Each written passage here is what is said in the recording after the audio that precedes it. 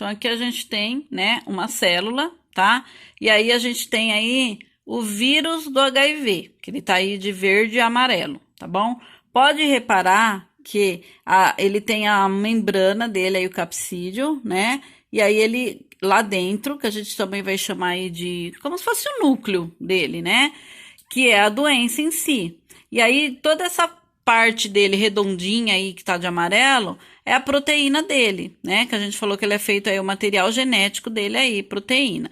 Então, ele vai entrar na célula através do que a gente chama de chave fechadura, tá?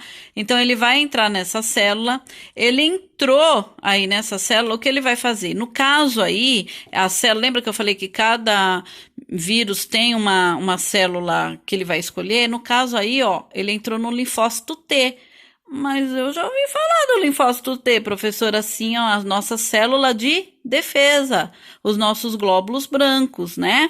E nosso soldadinho. Então, ele vai entrar justamente, ele é tão esperto que ele vai escolher essa célula, por quê? Porque como é essa célula de defesa, e lembra que o HIV, ele está ligado aí a uma doença, né? Imunossupressora, ou seja, ele vai atingir aí o nosso sistema imunológico, então ele vai lá no linfócito T.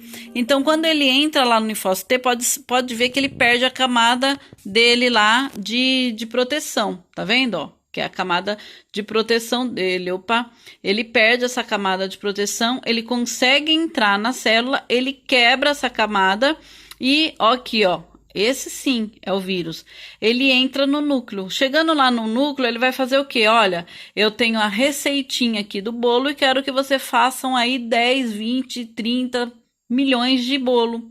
E aí, o que ele vai fazer com o DNA? O DNA, lembra que ele vai estar replicando qualquer célula que chegar lá para ele? Então, o que ele vai fazer? Ele vai lá e vai começar a replicar. Então, de um vírus só que se tinha,